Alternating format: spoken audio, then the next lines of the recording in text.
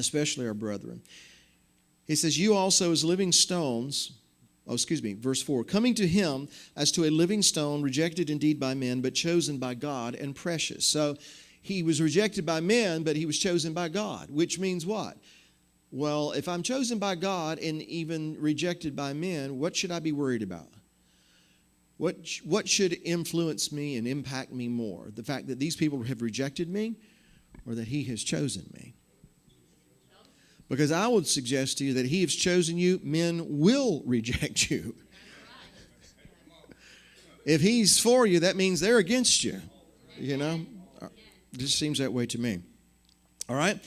He says that you also, as living stones, are being built up a spiritual house, a holy priesthood, to offer up spiritual sacrifices acceptable to God through Yeshua the Messiah. Therefore, it is also contained in the Scripture, behold, I lay in Zion a chief cornerstone elect, precious, and he who believes on him will by no means be put to shame. Therefore, to you who believe, he is precious, but to those who are disobedient, not to those who don't believe, to those who are disobedient, the stone which the builders rejected has become the chief cornerstone, and a stone of stumbling and a rock of offense. Because what was the context? Among the brethren, put away malice, envy, hypocrisy, evil speech, those kinds of things. Because is that indicative of God's people? Should it be indicative of God's people? Is that emblematic of the Spirit of truth? It is? Malice, deceit, envy, hypocrisy, evil speaking. Is that indicative of the Spirit of truth? Okay. All right. They stumble, that is the disobedient. They stumble being disobedient to the word, to which they were also appointed. But you, and this is what we wanted to emphasize, are a chosen generation. Just as Messiah was chosen to fulfill his purpose, even though he was rejected by men, you are a chosen generation, chosen by the same Father in heaven, meaning that you and I individually, as a family, as a fellowship, and corporately as a body, we have a purpose. And to everything, there is a season. I would say to everyone, there is a season. A time for every purpose under heaven. And we go through seasons of things being born, things dying, things being planted, things being plucked up, things being torn down, things being built up. We go through these things and these seasons in our lives, but everything has a purpose. And it all fulfills, if we'll let it, if we'll allow it, it fulfills his purpose. So he says, you are a chosen generation, a royal priesthood, a holy nation, his own special people. And here's the purpose. Here's the reason. And notice it's not to contend over Hebrew words. Notice it's not to argue over calendars. It's not, how do I want to say this? Well, I don't know if I want to just say it. I want to say it the right way. You remember when Paul talks about, I believe it's in 1 Corinthians chapter 3, and I'm going to paraphrase what he says. He says, all right, some of you guys say you're of Paul, and some of you guys say you're of Apollos. And Bill's paraphrase of that is, big deal. Because who is Paul? Who is Apollos? They're just servants. They're just the ones you happen to listen to that helped you come to faith. One planted, one watered, but who gave the increase? He gave the increase, right? So who's the only one that matters in this? The one who gives the increase. So my point for saying that is our reason for being a chosen generation is not to divide up into, well, I'm with Paul, or I'm with Apollos, or I'm with this guy, and I'm with that website dude, and all this different stuff that we got. Here's the purpose, that you may proclaim the praises of him who has called you out of darkness into his marvelous light. And so it seems to me, folks, that unless we are proclaiming the praises of Him, the one who has called us out of darkness into His marvelous light, then it calls into question whether or not we're actually fulfilling that purpose that we have been called to. It calls into question whether or not we're fulfilling the reason that we are here, both as individuals and as a body at large, which is going back to what I said about what's in my heart these days. You know, I'm as big a fan as anybody of wanting to learn Hebrew and wanting to understand it better. I'm as big a fan as anybody in wanting to discuss blood moons and all these different things.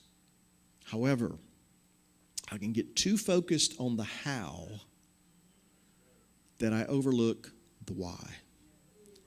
I can get too focused on calendars and how many knots in zit and beards, no beards, head coverings, no head coverings, on and on and on and on and on. Pre-trib, post. I can get so focused on those things that I overlook the purpose, the why. And what is the why? To proclaim the praises of Him who has called us out of darkness into His marvelous light. Now, go to Luke chapter 9. And while you're turning there, I may have shared this with you before. Sometimes I repeat myself. But I've been here many times, and so you know that I repeat myself. So, but I want you to imagine a globe of the earth. Now, in that globe, I want you to find the nation of Israel. Okay, you see it.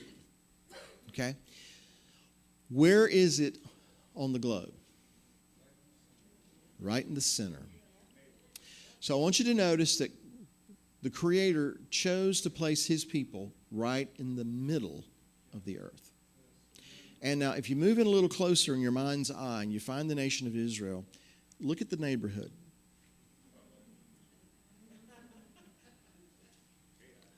Now, I'm not in real estate, but I understand that in real estate there's a cardinal rule, and that is location, location, location.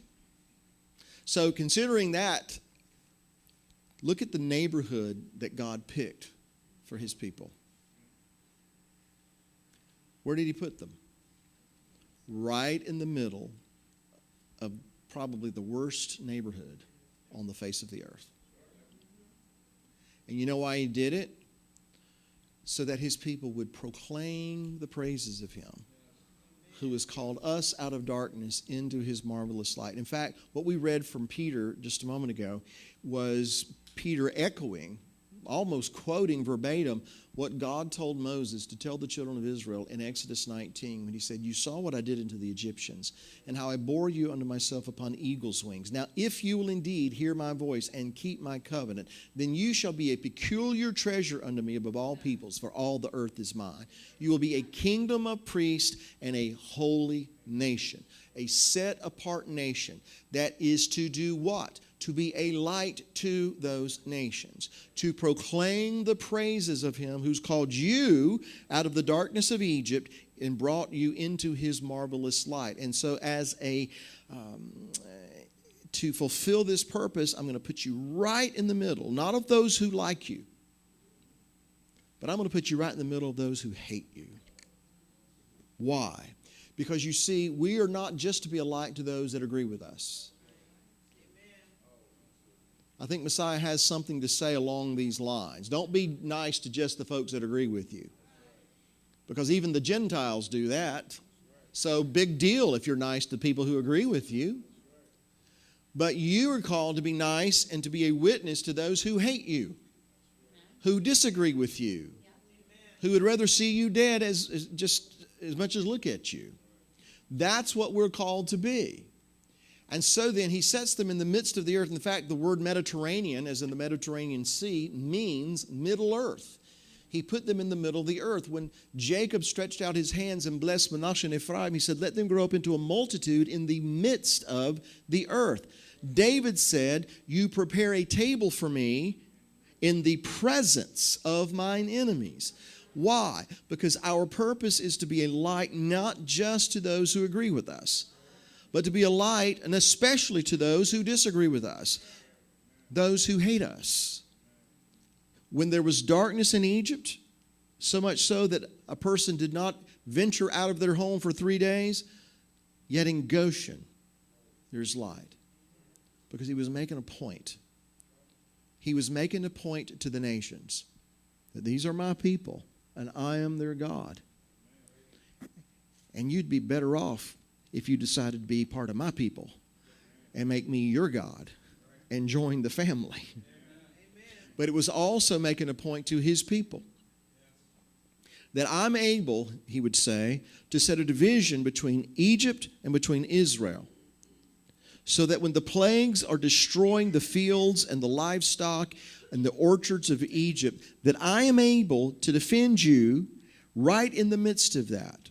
And by the way, in light of everything that's going on in the world, the Middle East, and the threat of $200 a barrel oil, and basically crippling Western civilization, I want to remind you that if he was able to set a division between Israel and Egypt 3,500 years ago, he's still able to set a division between his people and the world today. And I will make a prediction. That's exactly what he's going to do. Why? Because it's all about our purpose, to proclaim the praises of him who called us out of darkness into his marvelous light. So he sets them in the midst of their enemies, so to speak. Because somehow or another, they have got to get to the place that they've learned, here's what we're supposed to do. Not just like the people who like us, but learn to like the people who hate us. And I'm going to be honest with you, not that I've come here to be dishonest with you, but that's a hard one for me. Because there's just enough southern redneck in me. I was raised in South Georgia, you know.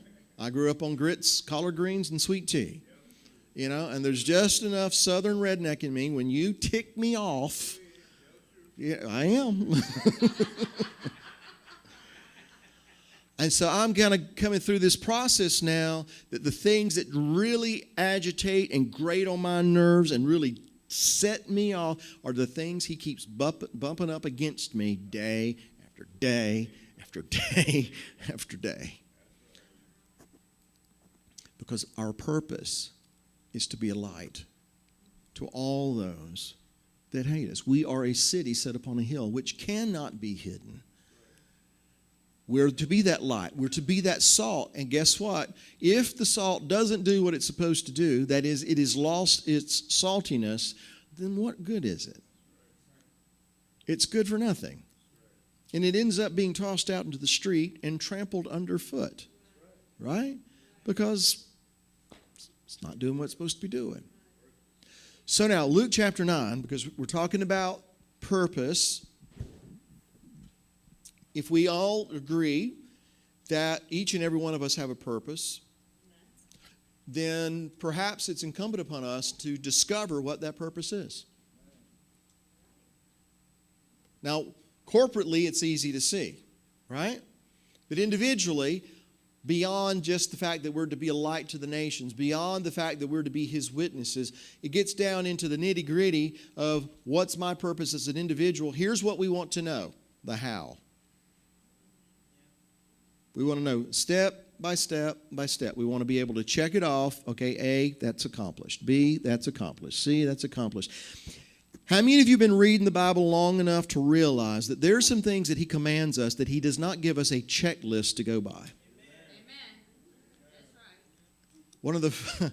One of the most common questions that I get when people, you know, in mainstream Christianity come to realize that all of his book is for all of his people, that all of his instructions are for all of his people. One of the common questions that I get when it comes, for instance, to the Sabbath. Well, how do I keep the Sabbath? Have you noticed there's not a checklist? Have you noticed that?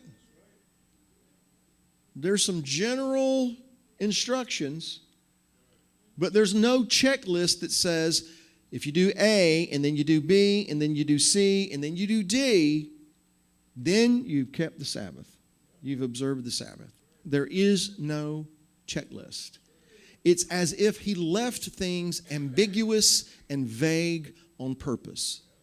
Now, why would he do something like that? Why would he give me this instruction? I want you to do this, and then not tell me exactly how I'm supposed to do it. I'm going to suggest to you, because that then forces me to really come into a closer relationship with him, to seek his face, to listen to his voice, to be led by his Spirit, so that he can tell me in my situation, in my circumstances, exactly how he wants me to do this, what he wants me to do, what he doesn't want me to do. And you know what? Sometimes what he tells me to do or how to do it may not look exactly how you do it.